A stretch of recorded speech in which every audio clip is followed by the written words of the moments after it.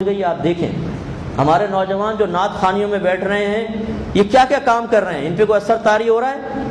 اطمینان کے لیے جی نعت خوانیاں اٹینڈ کرتا ہوں میں، ابے بھائی تمہارے عمل میں تو چینج ہی نہیں آ رہا، نہ تم نمازی بنے، نہ تم نے لڑکی بازی چھوڑی، نہ تم نے گالیاں بکنا چھوڑی، نہ تم نے حرام کمانا چھوڑا، خالی تم نعت خوانیوں میں بیٹھ کے سمجھتے ہو کہ تم جنتی ہو جاؤ گے۔ تقاضائے شریعت کہاں چلے گئے؟ خوف خدا پیدا کرنا پڑے گا، اس کی علامات اپنے اندر پیدا کرنی ہوں گی، اللہ نے اس کا حکم دیا۔ اور مجھے امید تو نہیں، خیر ریکویسٹ کر دیتے ہیں، امید بالکل نہیں، بالکل یعنی 1% بھی امید نہیں مجھے ان نعت خوانوں سے کہ جو ایسے شعر پڑھتے ہیں کہ جن میں اللہ کے عذاب کی تحقیر ہوتی ہے۔ ایسے نعت لکھنے والے شعراء سے میری گزارش، ایسے شعر نہ لکھیں کہ ان کو بچوں کے سامنے پڑھا جائے تو وہ بے خوف ہو جائیں۔ مجھے دیکھ کر جہنم کو بھی آ گیا پسینہ، اوئے ہوئے، اسے دیکھ کے جہنم کو پسینہ آ گیا۔ چلو ہو سکتا ہے شاعر ایسا ہو بہت ہی متقی پرہیزگار، اور ہو سکتا ہے کہ بھئی اب آپ نے جب پڑھ دیا بھئی آپ سب عاشق رسول ہیں، آپ کو تو دیکھ کے جہنم بھی خوفزدہ ہو جائے گی، شرم سے آنکھیں بند کر لے گی کہ عاشق رسول کو اپنے اندر لے لوں۔ آپ ہو گئے خوش فہمی کا شکار، ہوئے گا اچھا ہمیں دیکھ کے تو منکر نکیر بھی خبر سے چلے جائے گے، اور نہیں تو کہ عاشق رسول کو دیکھ کر تو وہ سوال بھی نہیں کریں گے، اس سے کیا سوال کرے تو عاشق رسول ہے، نکل جائیں گے وہ۔ یہ تصوراتی باتیں کر کر کے ہم نے بے خوف کر دیا قوم کو۔ یعنی یہاں تک میں نے جملے سنے کہ بھائی ہمیں عذاب قبر سے نہ ڈراؤ، یہ تو فلاں مکتب فکر کا کام ہے، وہ کریں گے، یہ نہ کرو وہ نہ کرو، عذاب قبر منکر نکیر کے سوال، میدان معاشر میں ذلت، عاشق رسول کہیں ذلیل نہیں ہوگا۔ واہ نعرہ تکبیر، نعرہ رسالت، عاشق رسول کہیں ذلیل نہیں ہوگا۔ اچھا بیٹا ذرا آپ سامنے آ جا، ذرا عاشق رسول کہتے کس کو یہ بتا، ذرا عشق کسے کہتے ہیں، محبت کسے کہتے ہیں؟ عشق تو قلبی کیفیت کا نام ہے، اس کی ظاہری علامات کون سی واجب قرار دی ہیں شیخ عبدالحق محدث دہلوی رحمۃ اللہ علیہ نے، وہ اندر ہیں تمہارے اندر علامات۔ شرم نہیں آتی کہ ایک آدمی پھوٹی کوڑی جیب میں نہ ہو اور کوئی کہے اور جی کروڑ پتی سیٹ صاحب، اور وہ کالر سیدھی کرے اور اکڑ کے بیٹھ جائے، اور آپ کے کیوں اکڑ رہا ہے؟ میں کروڑ پتی ہوں، پیسہ ہے جیب میں ایک بھی نہیں۔ تو پھر اس نے کہا یار تمہارا دماغ خراب ہے، عشق کی کوئی علامت اندر نہیں۔ وہ نعت خان نے کہا ہے ہم سب عاشق رسول ہیں، تو اس لیے میں چوڑا ہو کے بیٹھا ہوں، خدا کا خوف ہے۔ اب ایک سمجھانے کے لیے مثال دیتا ہوں، ایک آ جائے میں آپ کی بہن یا بیٹی سے شادی کرنا چاہتا ہوں، اچھا کتنے پڑھے ہو؟ میٹرک فیل، پیسہ کتنا ہے؟ پھوٹی کوڑی بھی جیب میں نہیں ہے جی، جاتے ہوئے آپ سے 10 روپے مانگ کے جاؤں گا تب چائے پیوں گا، صبح سے ناشتہ بھی نہیں ملا، اور بھی حرکتیں کرتے الٹی سیدھی جی وہ تو بالکل جاری و ساری ہیں۔ دن کے 12 بجے کالج کے باہر ہوتا ہوں، اور نائٹ میں ایک ایجوکیشن سینٹر سے لڑکیاں باہر نکلتی ہیں، وہاں بھی کھڑا ہوتا ہوں، ساری خراب حرکتیں۔ ارے بھائی تو تجھ جیسے موبائل کو دوں گا اپنی بیٹی، لیکن ایک منٹ، سارے مجھے دوست کہتے ہیں میں ہیرو ہوں، اور چونکہ میں ہیرو ہوں اور ہیرو کو تو ہیروئن ملتی ہے تو کر دیجئے نکاح۔ بتائیے آپ اس کے خالی دوست اگر اس کو ہیرو کہہ رہے ہیں تو ہیرو مان لیں گے آپ اس کو؟ اگر دوست اس کو کہتے ہیں سیٹ، یار تو سیٹ لگتا ہے، سیٹ کروڑ پتی سیٹ لگتا ہے، ذرا پینٹ شرٹ پہن لیتا ہے تو لگتا ہے کسی کروڑ پتی کی اولاد ہے۔ بعض ایسے ہوتے ہیں خوبصورت سے گورے چٹے ہوتے ہیں نا، اچھا سا لباس پہن لے تو لگتا ہے پوش علاقے کا بچہ، برگر فیملی کا، لیکن ہوتا وہ لیاری میں رہتا ہے، کبھی آپ ادھر ادھر، ایسے بیچارہ چھوٹے گھر کا ہوتا ہے لیکن لگنے میں لگتا ہے ایسا ہے۔ تو خالی لوگوں کے کہنے سے آپ اس پہ یقین کر کے اس کو سب کچھ دے دیں گے، لیکن یہ عشق رسول دین کا معاملہ ایسا ہے، دین سے ملے بڑے متقی آدمی ہیں، نہ تقوی کا پتہ نہ متقی کا پتہ، نہ تقوی کی علامات۔ ارے بھائی کیسے ہیں یہ متقی؟ ظاہری علامت تو کوئی بھی نہیں ہے، ماشاءاللہ مسجد میں 10,000 روپے چندہ دیتے ہیں ہر مہینے، یہ متقی ہو گیا ہے، اور وہ خوش ہو رہا ہے، چوڑا ہے، چودھری صاحب میں تو چوڑا ہے، متقی انا متقی۔ ارے بھائی تو کہاں سے متقی ہو گیا؟ خالی لوگوں نے کہا متقی ہو گئے۔ تو اب آپ سب بیٹھے ہوئے، میں آپ سب کو بولتا ہوں تم سب کروڑ پتی ہو، سب ایم این اے ہو، سب ایم پی ہو، تم سب پاکستان کے پرائم منسٹر ہو، مان لو۔ آپ کہیں گے مفتی صاحب پاگل ہو گئے، انہیں باہر نکالو۔ میں تو پاگل ہو گیا، ایک نعت خان آپ میں کوئی عشق کی علامت نہ اور آپ کو کوئی عاشق رسول، وہ پاگل نہیں ہے، وہ بہت اچھا ہے، اور فوراً یقین بھی کر لیں ہاں عاشق رسول ہے، اچھا ہم جائیں گے جہنم ڈر کے پیچھے ہٹ جائے گی، فرشتے کہیں گے حضور آپ کہاں تھے، تشریف لائیے جنت آپ کا انتظار کر رہی ہے، وہ اٹھایا جنت میں ڈال دیں گے۔ یار اس خوش فہمی کی دنیا سے کب باہر نکلیں گے ہم لوگ؟ یہ سارے قرآن بند کر دیں، سارے احکام فراموش کر دیں، یہ معاذ اللہ بیکار احکام ہیں، نبی کریم نے جو بیان فرمایا سب بیکار ہے۔ اب نعت خان یہ فیصلہ کرے گا کہ کون جنت میں جائے گا کون جہنم میں جائے گا، کس سے منکر نکیر سوال کریں گے اور کس سے نہیں، اور کس کو دیکھ کے جہنم کو پسینہ آئے گا اور کس کو نہیں آئے گا، وہ فیصلہ کریں گے۔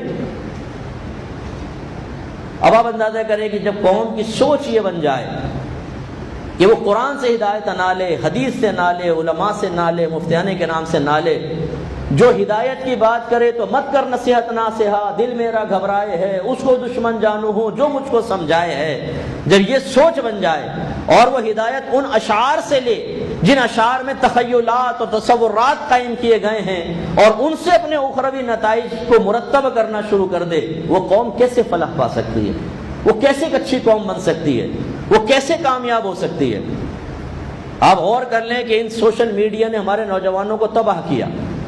ایک بات سمجھانے کی کوشش کر رہا ہوں، سمجھیے گا، اور اس نے ہمارے نوجوانوں کی تعمیری سوچ کو تخریب میں بدل دیا، جنسیات کو عام کر دیا، جنسی ہوس اتنی غالب کر دی کہ ہر تیسرے نوجوان کے ذہن میں سیکس سیکس سیکس، گندگی، پورن ویب سائٹس کے وزٹ، گندی سیکس آڈیو سننا اور ویڈیوز دیکھنا، یہ سب نوجوانوں کو ادھر کوٹ کوٹ کے بھر گیا ہے۔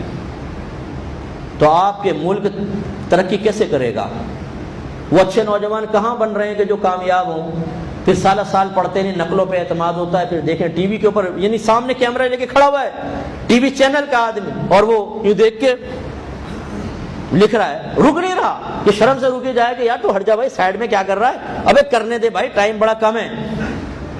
تو ان چیزوں نے تباہ کر دیا، تباہ آج آپ کے ملک میں نظر آ رہا ہے۔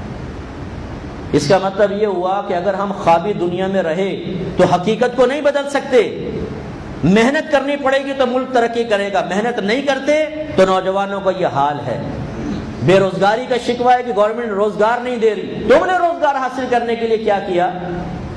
نہ آپ پڑھ کر دیتے ہیں سال بھر، آوارہ دوستوں کے ساتھ گھومتے ہیں، سوشل میڈیا پہ آپ ہمیشہ رہتے ہیں، واٹس ایپ پہ آپ 24 گھنٹے لٹکے رہتے ہیں، لڑکیوں سے آپ کی دوستیاں ہیں، آوارہ گردیاں آپ کر رہے ہیں، نقلوں پر اعتماد کر رہے ہیں۔ کیسے آپ کامیاب ہو کے اچھے پڑھے لکھے ایک انسان بن کر ایک اچھی ڈگری لے کر صحیح نوکری کے قابل ہوں گے؟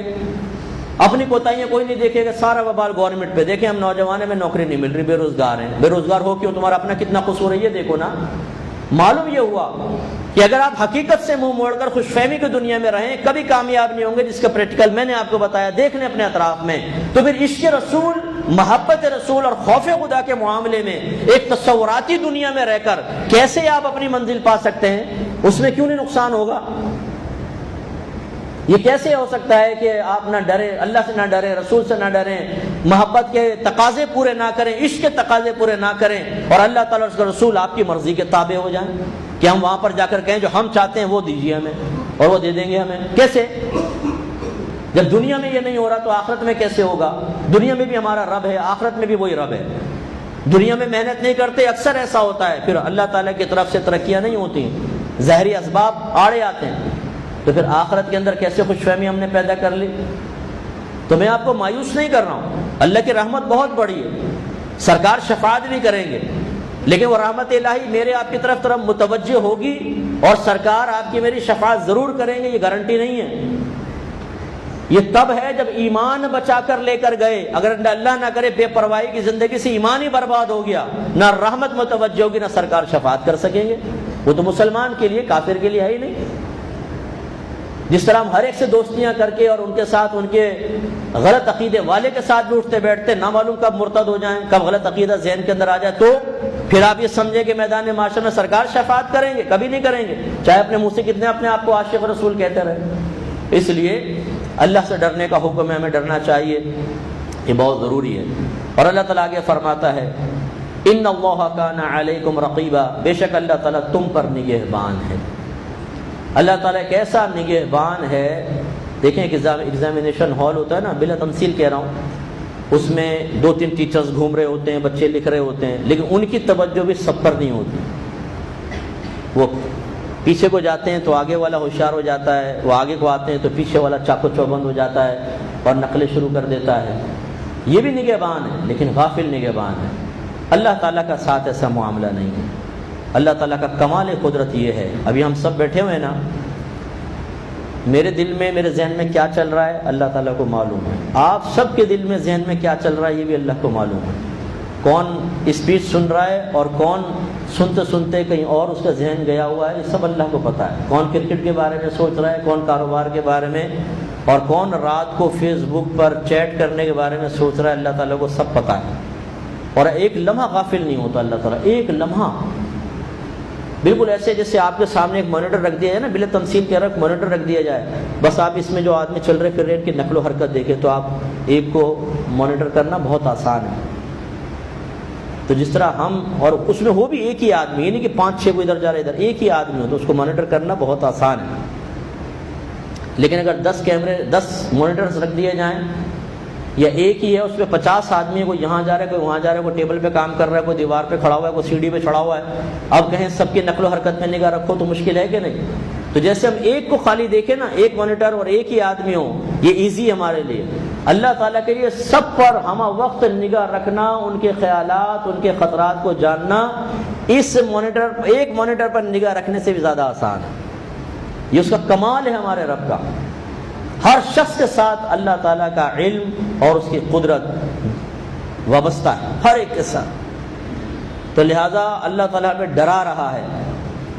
یہ مت سوچو کہ جیسے اب ہم آمنے سامنے بیٹھے ہوئے ہیں اور آپ ایک بڑا آپ کو سمجھا رہا ہے تو آپ دلی دل میں اس کو برا بھلا کہہ رہے ہیں، گالیاں بک رہے ہیں یا کچھ کر رہے ہیں، تو اچھی طرح یاد رکھیں کہ سامنے والا تو نہیں سمجھ رہا، کیونکہ آپ سر جھکا کے بیٹھے ہوئے ہیں، لیکن اللہ تعالیٰ جانتا ہے۔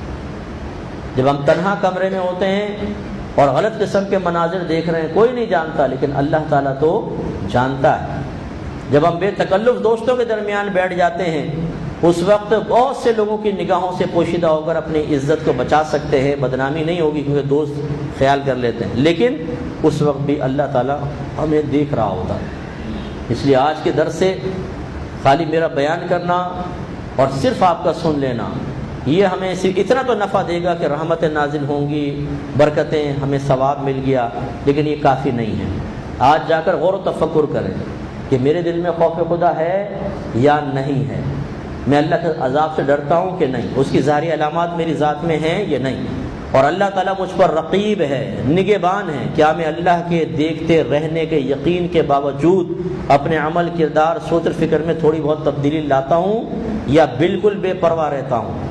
یہ چیز بہت ضروری ہے، اس پر جا کے غور و تفکر کیجیے گا۔ وآخر دعوانا الحمدللہ رب العالمین۔